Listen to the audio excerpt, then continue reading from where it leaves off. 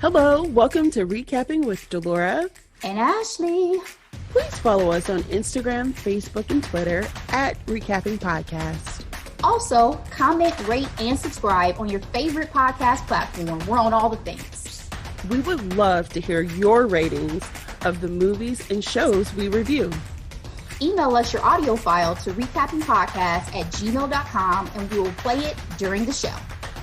Or DM us on Instagram and we will post and read it on air. Thank you guys so much for listening. Thank you. Hey, Ashley. Hey, girl. Sorry, I'm over here sipping on my late day mimosa. How's it going? Things are going well. How about yourself? I'm making it. I'm hanging.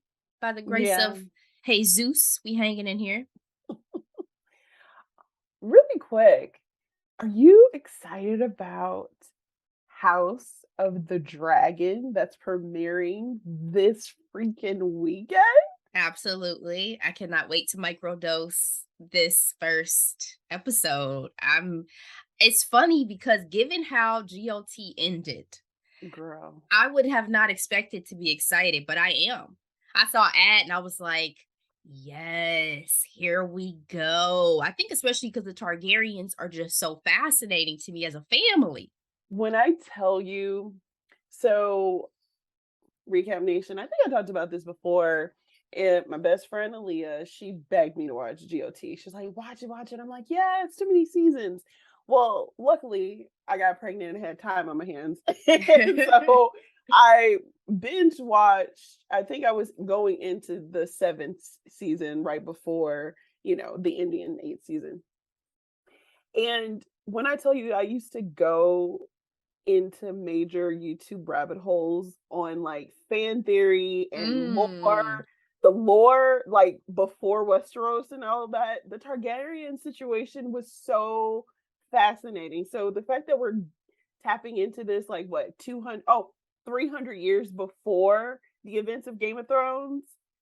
When dragons were at their full capacity. Listen, when the Targaryens were on that damn throne and everything was quite different. Each other. Yeah, quite different than the world that we got introduced to. I mean, the only prequel I was either equally or possibly a little bit more excited for was to see Ned Stark young and to see that whole situation unfold, because that was a great flashback. Yeah, because obviously, young Ned deserves more life than older Ned got in the series, hopefully. But I think I would have been equally as excited to see that. But yeah, man, I'm ready. Like, let's go.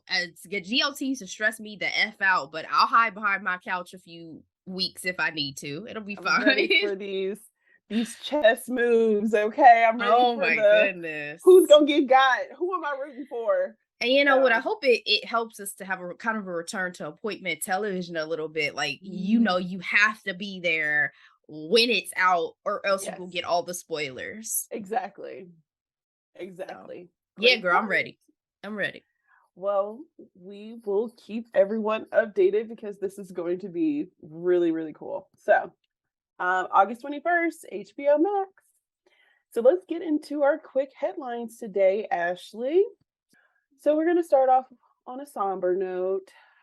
We talked about this in our last quick headlines and hot topics. Anne Heche, actress known for 90s film roles, dies at 53. I'm looking at the New York Times.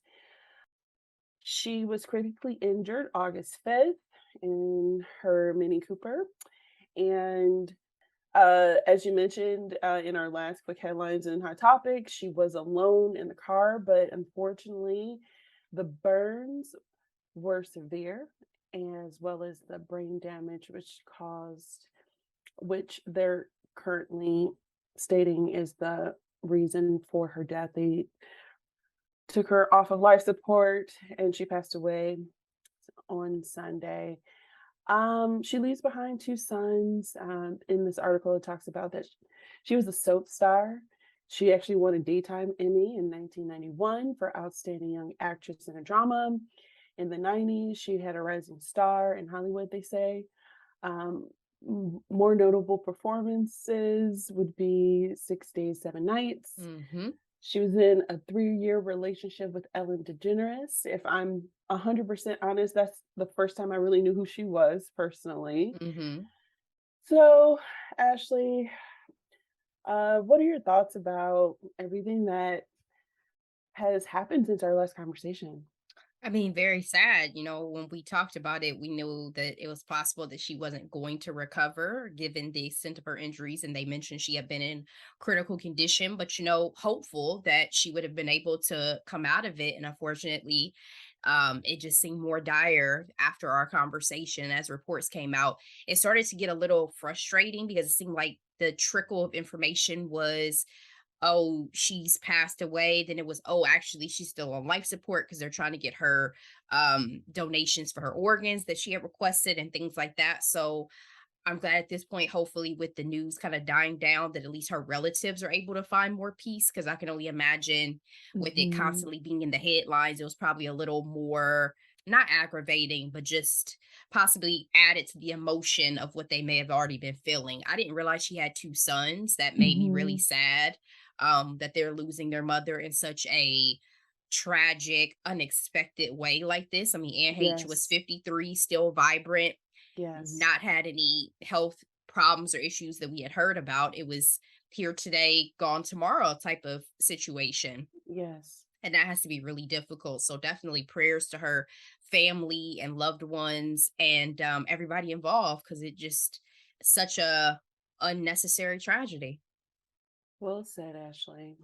All right, so we're going to go to our next quick headline. I am reading this from Essence. Viola Davis cast as head game maker in Hunger Games prequel. Speaking of prequels, um, we don't talk much about it, but I think it's fair to say that our friendship started based off of our love of the Hunger Games. You think Like, so? well, Was that our partially. first connection? I think so. It was either it had to have been, yeah, it had to have been that because it wasn't Twilight. No, it definitely wasn't Twilight. Because I think we talked about this before. Katniss was such a badass, and I prefer her over Bella any day. Oh yeah, But absolutely.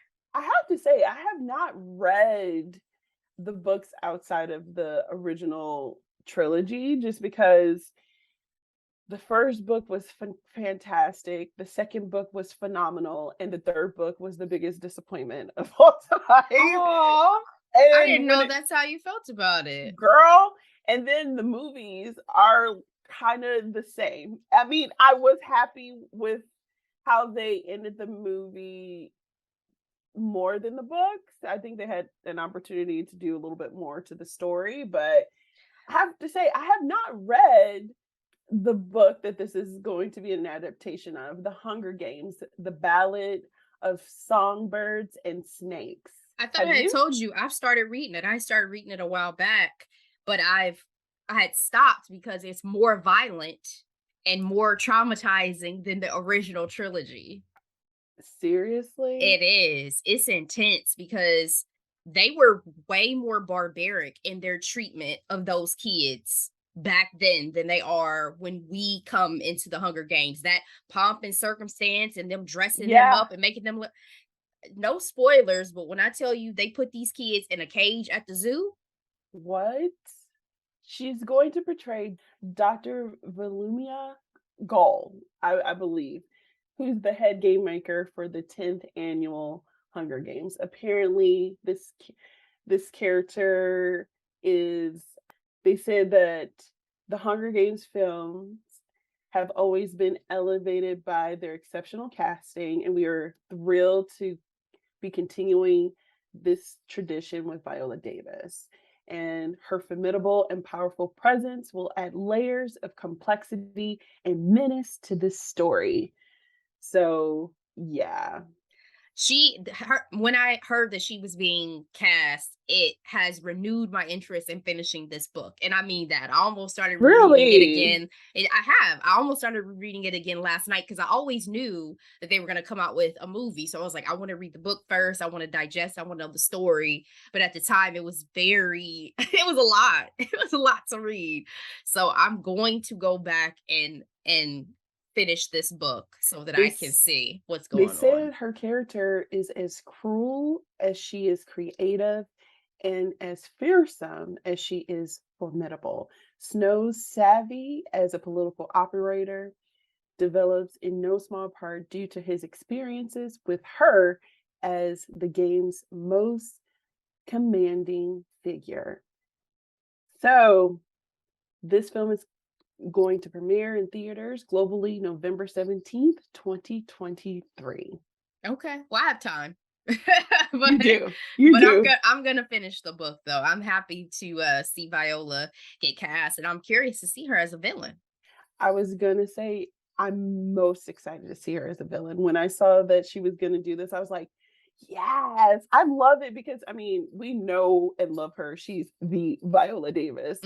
But to see her as like someone like awful but just super intelligent, because you gotta be like really sick mentally, right? Yes, the things they put these kids through, absolutely. The level of detachment that's needed, to be able to be a game maker. So, and these are the OGs, baby. Like I said, y'all thought y'all saw Cruel in the original Hunger Games. You ain't seen Cruel just yet.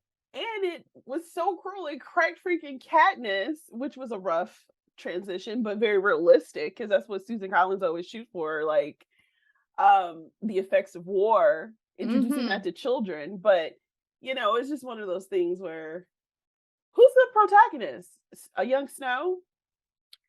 Yes. I mean, it's based around him when he is still in his years of school. Of school. Okay. And so he and his classmates are actually, this premise is they are the first ones to put on the first year of games. Like, it was a suggestion from students in school. So it's an interesting story. It's an interesting story. Yeah. Okay. Well, I might have to pick up that book myself. All right. Our next quick headline. I am looking at Vulture. Solange is on her way to the ballet. This was wonderful, unexpected Black girl magic that came into my life on the 15th. It says here that Solange will be working with the New York City Ballet. In a press release, August 15th, said that Solange's piece was composed for chamber assembly and will be choreographed by Gianna Rezin, who in 2017 became the youngest choreographer to work with the NYCB. The piece, yet title, will premiere September 28th at Lincoln Center, and there will be additional performances in October and May. This is like so unexpected and so equally awesome. Where were you when you heard this news? Were you just, because for me, I was just chilling on Twitter. She just drops it. And I'm like, Solange, we haven't heard from you in some time, I heard about it once I saw that it was something we were going to be talking about. I was like, oh, Solange has news? I hadn't seen anything. I hadn't read anything. So then I went to her Twitter, and then I also saw some articles, and very excited. I mean, it's history. And it's, those nose girls cannot be stopped out here in this entertainment game. And I just appreciate and love that Solange is always doing things that I find so unexpected and so interesting. Yes. I mean, if you think about the Nutcracker, I believe, isn't that all Tchaikovsky music? Don't ask me. I believe so. I didn't appreciate the Nutcracker. I left during intermission. But the music is so integral to that ballet and the dances too and things like that. So this is just very, this is just awesome, and I'm super, super excited. Yeah, and on her Twitter, if you go to Solange Knowles, she has the dates of the performances. So I think we might need to get a ticket. Oh, I need to call my BFF who's in New York now. Be like, hey, you want to go see Solange? Which one? Michael. Shout out Michael, who's meteorologist on Fox Weather cable channel. All right, Ashley, let's go into our hot topics. I am taking a look at Variety. The Flash star Ezra Miller seeking treatment for complex mental health issues. This was an exclusive. There's been a lot of the public being upset about Ezra's behavior. So much so that they want to scrap the Flash movie expected in theaters June 23rd, 2023. And it was really funny because I saw on Twitter, they were like, DC is trying to figure out whether they should have Ezra apologize or if they should scrap the movie. And everybody's like, yeah, you should definitely scrap the movie. But let's talk about the antics, right? Most recently, Miller was charged with felony burglary in Vermont after a state police investigated an incident involving several bottles of alcohol. And the homeowner was not present. In 2020, the actor choked a woman outside a bar in Iceland. No charges were filed.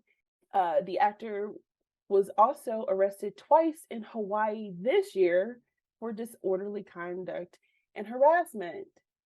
It says here the series of scandals has become a snowballing public relations issue, not only for Miller, but for Warner Brother Discovery, which employs the actor across two franchises because he's also in Fantastic Beasts.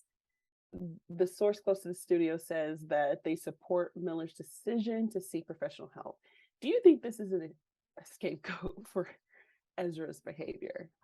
I don't know what to think about this whole situation. It seems very suspicious, especially given the coverage of Warner Brothers and the cancellation of Batgirl and all this bad press they've been getting. Yes.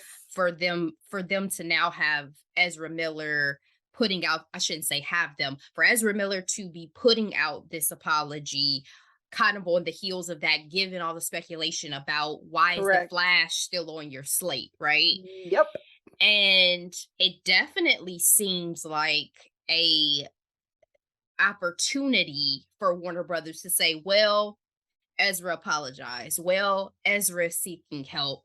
Well, almost get out of jail free card type of incentive for them to have this unfold as it's unfolding. I tell you, Ezra's getting way more opportunities and chances than most.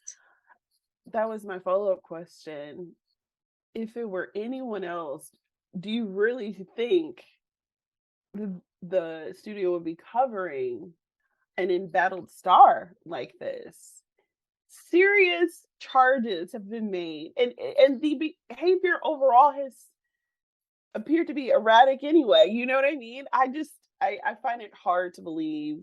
In an article I was reading from CNBC, they were mentioning others that Ezra's career could potentially be mirroring, like Robert Downey Jr. and Winona Ryder, when they got into trouble. Oh, they got into trouble, but they were able to rehab their images. Whereas you have people who have had more serious situations, which is something Ezra could be facing, since there is a discussion of Ezra having potentially groomed, trafficked children, all these sorts of things, puts Ezra on par with the Kevin Spaceys of the world. You know what I mean? So it's also going to depend on possibly what else comes out in terms of these accusations, in terms of legalities and things that Ezra could face. But again, it's interesting timing.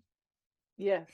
And it's interesting to me that the studio has stood behind Ezra and not gone ahead and canceled The Flash as they have with other projects.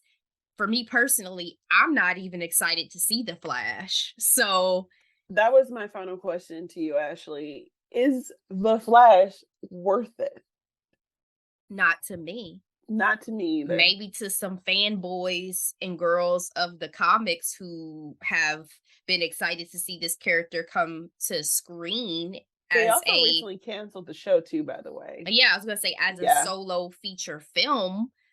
But no, The Flash doesn't do anything for me. And again, we've talked about this with multiple people. I don't separate the shenanigans you're doing in your personal life from the art that you're making. So, I've definitely followed these incidents, and it's like, what's really going on with you, Ezra? And I haven't even been running out to see films in general, so I really wouldn't have run out to see this. Apparently, Ben Affleck and Michael Keaton are going to have appearances in this movie as Batman. So I don't know what that means. And that's interesting. I guess they were pulling Michael Keaton out for everything because Michael Keaton was also supposed to be out in Batgirl. Oh, that's right. Just pulling Michael out for all the roles. He's like, as long as that check clears, maybe I might be okay.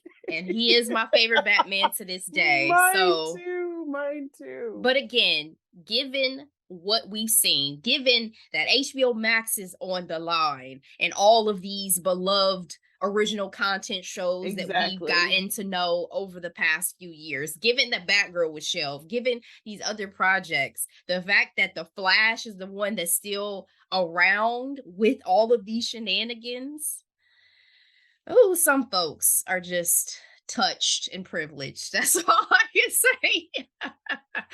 Because that would not go down with most people. Absolutely. Let's go ahead and get into our final hot topic of the day. I'm looking at people.com. Adrienne Bailon and husband Israel Houghton welcomes first baby, son Ever James. The former Real co-host and gospel singer husband welcomes baby boy via surrogate. This is such happy, sweet news. Speaking of unexpected news, right? Literally yesterday, Adrienne made a beautiful Instagram post stating the following: Ever James, for this child we have prayed, just to hear our baby cry, skin to skin and face to face, heart to heart and eye to eye. She basically talks about how it has been a challenging journey for her and her husband to have a baby, but it has been all worth it. They are extremely happy and grateful for every delayed prayer, every IVF cycle, every miscarriage, everything. We all feel the joy and overwhelming love and gratitude. Grateful to our angel surrogate and to all the friends and family who have stood with us for over 5 years on this journey. He's here, and we have never been happier to lose sleep. So beautiful. I don't know about you, Ashley, but I know her as a Cheetah Girl and 3LW. And it's almost like it is, we really grew up with her. She's literally just a couple of years older than us. In 2018, she got really transparent about dealing with infertility. She talked about how people can be very insensitive. And one of the things that I thought was interesting was she talked about how she was very resilient in this process. Even when things didn't go the way she wanted it to, she was always looking up. She says that when it's God's timing, I believe in that and I have faith in all of that, but it can be very discouraging and it can be really frustrating. Here's the quote. It says, I'm a Cheetah Girl. I'm 19 years old. And then you wake up and you're like, I'm going to be 35 in a few weeks. And that makes a big difference. I can feel as youthful as I want on the inside and in my heart, but my ovaries are what they are. And that sucks. to hear that. Woo! I am so happy to hear this news, Ashley. I was super impressed with her transparency on the reel, even with as many times she's brought it up, because the one quote was back in 2018 and the other one was just a couple of years ago. Did you watch the reel? I don't remember if you ever told I me you didn't did. watch it on a regular basis, so I did not know about her fertility journey. But to your point, I mean, Adrienne is like old school, grew up together, even saw her remove Rob's name tattooed on her butt. So remember her on the original Keeping Up with the Kardashians yes, show as we the go girlfriend. back. We go way back. But I'm definitely happy for her and her husband. I didn't realize they had been going through this for 5 years. I mean, that's amazing to be able to hold your baby after everything that it sounds like they went through, to be able to conceive. And it's one of the reasons why I try not to ask people and women about having children and all those different things, because I know that so many people have struggles that they just don't speak about. Yeah. Adrienne, to your point, sounds like she's been very open, but some people, that's not a subject they want to broach because it's just too painful. Absolutely. This is her first child, and her husband has 4 children from previous relationships. Which, if you are connected to the gospel world, as I have been for most of my growing up, it's pretty scandalous. But he's a married man now, and I'm very happy for no shade the family. I still listen to him. I appreciate her. I watch her YouTube channel and everything, you know. All right. So that's all I have today, Ashley. All right. What are we recapping next week? Yeah, next week, guys, we are going into the Disney arsenal yet again. We are recapping Lightyear. Okay, released in theaters June 17th, available on Disney Plus as of August 3rd.